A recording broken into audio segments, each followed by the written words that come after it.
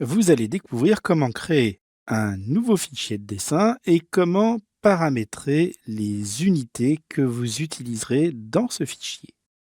Puis ensuite, on verra comment faire un enregistrement dans AutoCAD. Dans un premier temps, quand vous voulez créer un nouveau fichier, il y a plusieurs possibilités. Premièrement, dans l'onglet Début, vous pouvez cliquer sur Nouveau. Si l'infobulle affiche le bon gabarit, il n'y a aucun souci. Si ce n'est pas le bon gabarit, vous pouvez déplier le bouton et choisir d'en parcourir les gabarits, le gabarit le plus adapté. Vous pouvez aussi aller dans le menu d'application, Nouveau, et vous retombez dans la même boîte de dialogue, sélectionnez un gabarit. Nous allons choisir le gabarit ACAD ISO, qui est un format DWT, c'est-à-dire template, un modèle ou un gabarit. Ce gabarit, on va le privilégier pour une bonne raison. Il est au format métrique dans l'espace objet et dans les présentations. La majorité des gabarits dans AutoCAD sont au format impérial, c'est-à-dire en pieds et pouces, ce qui ne nous convient absolument pas. Une fois que vous avez choisi le bon gabarit, donc ACAD ISO, vous faites ouvrir et il va créer une copie de ce gabarit de dessin qu'il va nommer dessin avec un numéro. Et ce dessin, on va le paramétrer. D'abord, vous pouvez constater qu'il y a une grille qui s'affiche par défaut. Pour l'enlever, vous allez cliquer sur le bouton « Afficher la grille de dessin » pour le désactiver. Quand le bouton est bleu, le système est actif. Quand il est gris, il n'est plus actif. La deuxième chose que vous allez faire, c'est paramétrer les unités. Là encore, il y a deux possibilités. Soit vous allez dans le menu d'application, choisir dans Utilitaire de dessin Unité, soit vous tapez le raccourci clavier UI. Vous pouvez constater qu'il n'y a pas besoin d'aller cliquer dans la zone de commande et vous validez avec Entrée. À ce moment-là, la boîte de dialogue Unité de dessin apparaît.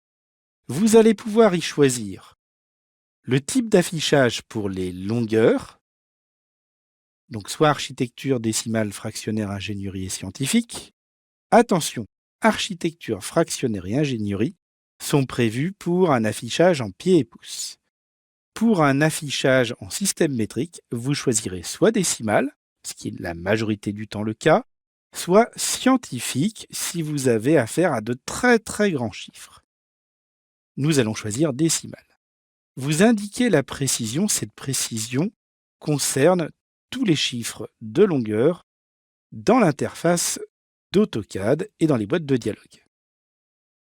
Ce que nous sommes en train de régler n'a rien à voir avec la cotation. La cotation a son propre système. On va faire pareil pour les angles.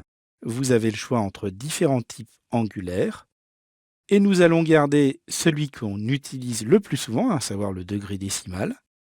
Vous indiquez au moins un chiffre après la virgule. Et ensuite, on va passer à l'échelle d'insertion. C'est ici que vous choisissez l'unité dans laquelle vous travaillez. Dans AutoCAD, vous avez une multitude d'unités possibles. Cela va de l'angstrom, c'est-à-dire la taille d'un atome d'hydrogène, jusqu'au parsec, ce qui est environ 2,54 années-lumière.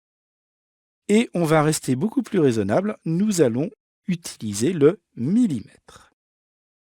Et une fois que c'est fait, vous validez avec OK. À partir du moment où vous avez configuré ces deux éléments, votre fichier va pouvoir commencer à être utilisé pour dessiner. Évidemment, il manque encore des choses, mais beaucoup moins que vous ne le croyez. Une fois que c'est fait, on enregistre. Pour enregistrer, là encore, il y a plusieurs solutions. La plus simple sera d'aller dans le bouton d'application et enregistrer sous. Vous choisissez ensuite l'emplacement dans lequel vous voulez enregistrer. Vous tapez le nom de votre dessin.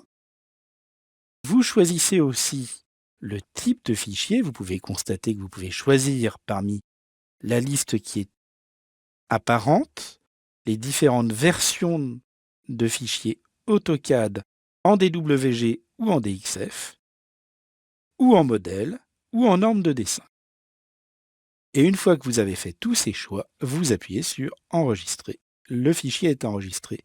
Et à ce moment-là, le système d'enregistrement automatique de secours est en route. Si votre machine plante, votre fichier sera sauvegardé. Au pire, vous perdrez une dizaine de minutes.